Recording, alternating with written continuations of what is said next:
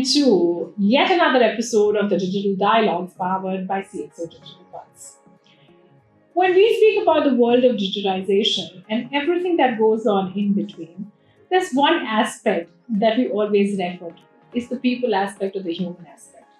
And within the human aspect, what we look for consciously is diversity. Diversity actually stems from women coming into the mainstream and making it big. And today, what we are going to discuss is what it takes to be a woman in cybersecurity and what can be done better. And to have this brilliant conversation with me, I am pleased, privileged, and honored to have Ms. Sunari Dandeniya from the Commercial Bank of Ceylon, Sri Lanka. Thank you very much for joining me, Sunari. Thank you, Kanchi. Always a pleasure. Brilliant. So, my first question to you, Sunari. You are one of the role models for women who are looking at making it big in cybersecurity. What does it take to be that woman in cybersecurity and make it as big as you have? Thank you for those kind words. I'd like to think of myself as a role model, seeing how few, unfortunately, if I talk about the local context,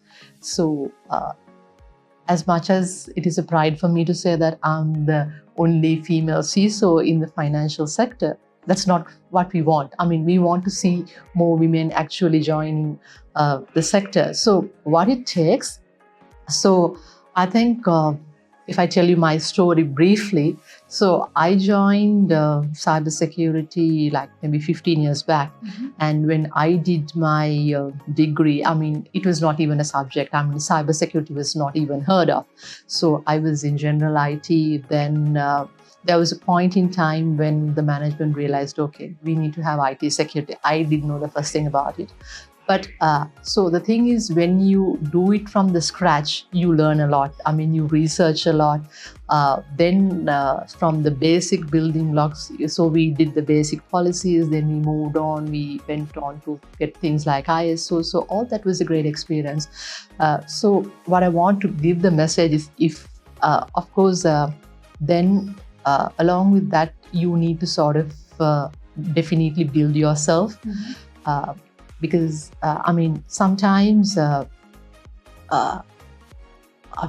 you also need to build your qualifications. So as much as you gain experience, sometimes even the regulators, especially in Sri Lanka, so you need to have certain qualifications. So it's about you gathering the experience and also gathering the qualifications. So when you do empower yourself like that, then suddenly I found myself, okay, you're at the right place at the right time. When the regulator mandate that you need to have a CISO, so I had the experience and the qualifications. So I think it's about gaining the experience as well as the qualifications. And I think it's also very important to sort of have like that network. Mm-hmm. The network matters a lot. To have some good mentors and who will actually guide you, especially as a woman in cybersecurity.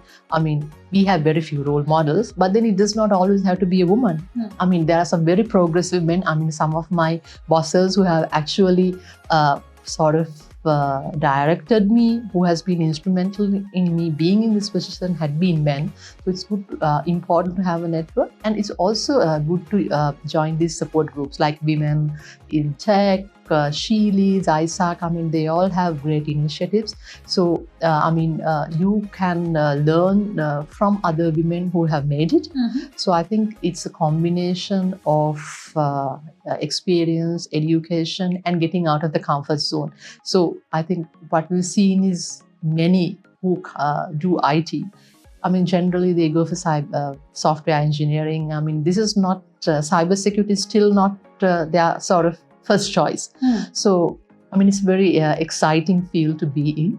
So I encourage, and it's a great time to be in cybersecurity. So I think a combination of experience, networking, qualifications, and that curiosity, I think that's very, very important, because cybersecurity, you need to be continuously on the ball. It is ever changing. So yeah, I think cybersecurity is for anyone who has the curiosity and who's into lifelong learning.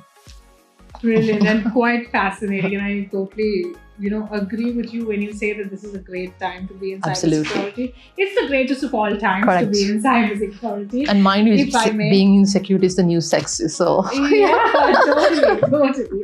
And having said that, in dimming this a little bit and focusing on the challenges. What exactly are the challenges that women possibly face on their career path in cybersecurity? yeah, so I think it's not much different than the challenges that a woman faces in academia. I mean, whether we like it or not, it's a fact that women have to go through more obstacles than men. And also, I think, especially in our region, the culture is that, okay, women are sort of perceived to be doing certain set of work. And so getting out of that mentality is a bit difficult. So I think a couple of things. One is the perception. So, I mean, thanks to mainstream media, so people have this impression, okay, so cybersecurity is something like, okay, this person in a hoodie in the basement typing code, borderline insane. So sometimes people think, okay, do I want to send my daughter into this field? But many don't realize that, I mean, as much as that is a picture that Hollywood would like to give you, but cybersecurity is way more diversified than that. There are many things that you can do from education, from pen testing, for governance, risk, compliance, auditing. I mean, there are n number of fields that you can go to. I think the main thing is about the perception. And so I think from younger days, we need to change that mindset in girls. And I always think, okay, fine. So when you say cyber, you are thinking of someone in a hoodie. Why cannot it be a girl? I mean, it doesn't have to always, I mean, generally when we talk about hackers even, we think it's a guy, right? Yes. So, I mean, there's nothing stopping you from, being interested in makeup and be as good in cybersecurity as the guy seated next to you. So I think it's all about the perception. And as I said, the cultural barriers in countries like South Asia, I think we have that. So I think we need the family support for that. You need the support system. And of course, another issue when it comes to like IT, sort of male-oriented domains, I think the rewards are sort of, built around work hard, party hard. So I think that does not work well with a woman. Especially, and also I think it happens like the time that a woman sort of advances in their career is generally it coincides with the time that they start a family. So I think that has an issue.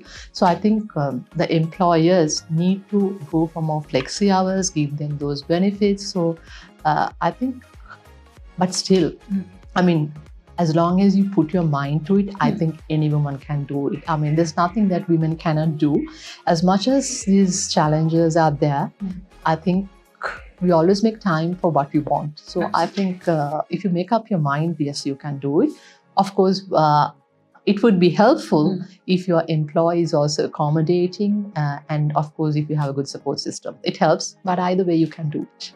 Fantastic. And challenges notwithstanding, like you said, this is the best time to be here. So to all the fellow women who are, trying to chart their path here and, enter the cybersecurity domain, what is it that you would like to give out as a message? Yeah. So as I said, sometimes as much as we think that there is the glass ceiling, sometimes we are our own glass ceiling. I've seen many women suffering from what we call the imposter syndrome. So you think you are not good enough. You do not have the right knowledge, skills to, maybe even apply for a leadership position. So, sometimes I think men can be more vocal. So that does not necessarily mean that, it's not necessary that you are very vocal to be a leadership.